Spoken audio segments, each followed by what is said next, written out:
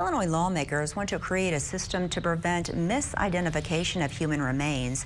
The bill would require death care workers and state regulators to create a unique identification tagging system for human remains.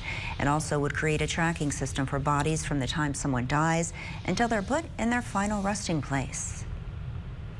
The reason why we need regulations is when people have suffered a death in their family, they're obviously mourning, and they're in a very vulnerable position.